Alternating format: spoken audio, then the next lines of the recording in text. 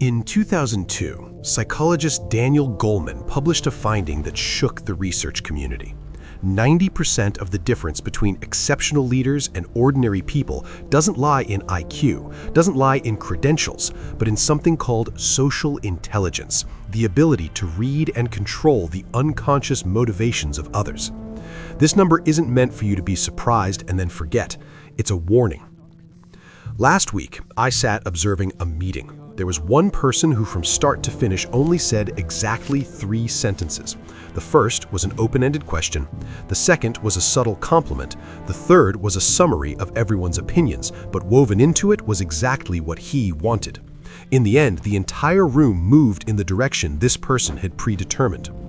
Meanwhile, another person, intelligent, thoroughly prepared, presenting for 15 minutes with complete data and logic, was the one who got perfunctory nods, then completely ignored. I realized a brutal truth right at that moment. In the social game, the person who talks the most isn't the one who wins. The person who controls the atmosphere, the rhythm, and the emotions of the room is the one who wins. And what's more terrifying is they do this while everyone else doesn't even realize they're being led. You think you're making your own decisions, but in reality, you're following a script that someone else has already written. This isn't some story about politicians or CEOs far away. This is what's happening every day at your company, in your friend groups, even in your family. While you're trying to become smarter by reading books, learning more skills, raising your IQ, right now, someone is reading you like an open book. They know what you're afraid of, how you need to be recognized, what you're easily triggered by, and they're silently shaping how you think, how you feel, how you decide, while you still believe those are your own ideas. Today, I'm going to dissect for you 3 psychological mechanisms that people with high social intelligence use every day to operate the people around them. Not so you become manipulative, but so you can see through the game and no longer be an easy target. Because the truth is very simple. If you don't understand these hidden rules of the game, you'll forever be the one being played. The first mechanism I want to talk about has a name in psychology called reciprocity bias, or to put it more simply, the emotional debt trap. In 1974, sociologist Dennis Regan conducted a classic experiment. He had an assistant pretend to participate in an art evaluation session alongside the test subjects. Midway through the evaluation, this assistant stepped outside, and when he returned, he gave half of the subjects a can of Coke, while the other half received nothing. At the end of the session, this assistant asked everyone to buy charity raffle tickets from him. The result was that those who received the Coke bought on average twice as many tickets as the other group, even though the value of the drink was only a few dozen cents, while each ticket was 50 cents. This is exactly how people who are socially intelligent control you without you knowing it. They don't ask you directly, they create an emotional debt first. A sincere compliment at the right moment, a small favor you never requested, a question showing interest in your personal matters, and your brain automatically activates an evolutionary mechanism thousands of years old. I must repay this person. Machiavelli understood this back in the 16th century when he wrote that a small gift given at the right time is worth more than a treasure offered when people don't need it. He knew that real power doesn't come from possessing much, but from making others feel they owe you. I once witnessed someone in a company who was always the first to bring coffee to the boss every morning, not because he needed to do this, but because he understood this mechanism clearly. Each cup of coffee was a small brick building an invisible wall that made the boss always have more goodwill toward him than others, even when they worked better. When it came time to decide on promotions, the vague feeling about his kindness, about him always being there to help with small things, it overshadowed even objective performance evaluations. This isn't cheap manipulation. This is deep understanding of how the human brain operates, about what's called heuristics in cognitive science. Our brains aren't designed to analyze everything logically, but are designed to survive in social groups by reciprocating kindness. The danger here is you think you're acting from your own goodness, but in reality, you're responding to a script that was set up beforehand, and the person who set up that script knows exactly what will happen next. So, how do you avoid falling into this trap? The answer isn't to reject all kindness, but to recognize the pattern. When someone is suddenly kind to you without clear reason, don't rush to be moved. Ask yourself, what will come after this? And more importantly, learn to say no without feeling guilty, because if you can't control your own sense of guilt, others will use it to control you. The second mechanism I want to dive into is the paradox of silence. In a world where everyone thinks they must talk a lot to prove their worth, truly intelligent people choose silence as a strategic weapon. Research by Adam Grant at Wharton shows that in negotiations, whichever side talks more is usually the side that loses, not because the information they provide is weak, but because they've revealed too much about their motives, their weaknesses, what they truly want. Nietzsche has a saying that most people read but don't truly understand. He who knows how to be silent, he who controls. He wasn't talking about being silent in a passive way, but about using silence as an active tool to force others to fill that void.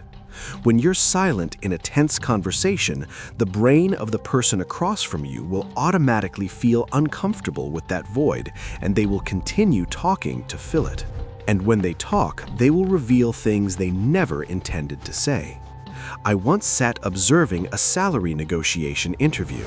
The candidate proposed a number, and instead of countering immediately, the recruiter just stayed silent, looked straight into the candidate's eyes, and waited. Just 5 seconds later, the candidate automatically lowered his request without anyone forcing him to do so. 5 seconds of silence saved the company tens of millions of dong per year. This isn't magic, this is the science of social discomfort. Humans are evolutionarily programmed to avoid prolonged silence because in tribal history, silence often meant being separated from the group, and being separated from the group meant death. But here's what most people don't realize. The person who can control their own anxiety in the face of silence will control the flow of information in every conversation. While you're trying to prove yourself by saying everything you know, the other person just needs to sit still, nod at the right time, ask open questions, and let you reveal your entire hand to them. They know exactly what you need, where you're weak, how far you can go, and they will use that information to set up a playing field advantageous to themselves. Machiavelli warned about this when he said, "Never let others know everything you're thinking." So how do you avoid falling into this trap? First, learn to be comfortable with silence. Practice sitting quietly for 3 seconds before answering any important question. This not only makes you appear more mature, but also forces your brain to process information instead of reacting instantly based on emotion. Second, learn to ask questions instead of giving answers. The person asking questions is the person controlling the direction of the conversation, while the person answering is just the one following that direction. And this is the third mechanism, what I call the game behind the game, or in other words, meta-awareness. This is the ability not just to play the game, but also to see yourself playing that game, to see the hidden rules beneath the obvious rules. Most people only play on a single level. They see the problem, they solve the problem. But people with high social intelligence play on multiple levels simultaneously. They solve the current problem while simultaneously shaping how others perceive that problem and simultaneously building their position for the next games to come.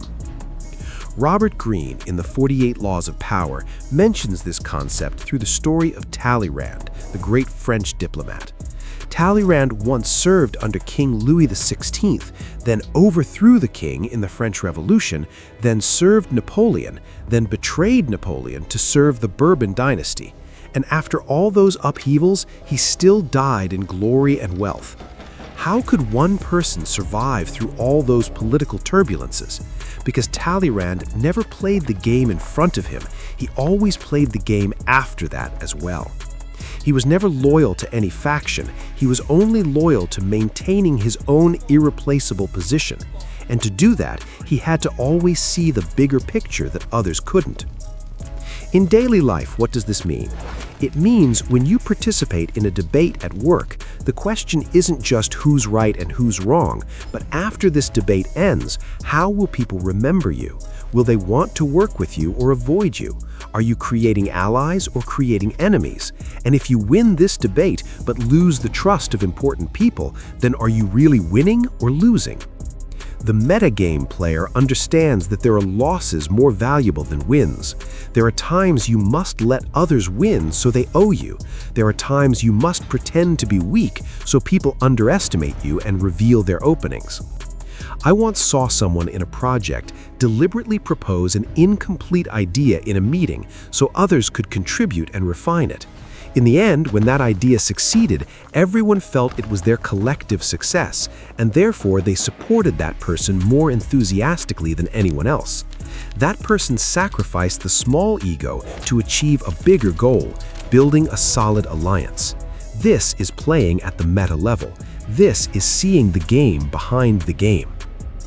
Nietzsche wrote in Thus Spoke Zarathustra that humans must learn to become what they truly are, but to do that, first they must overcome what they think they must be.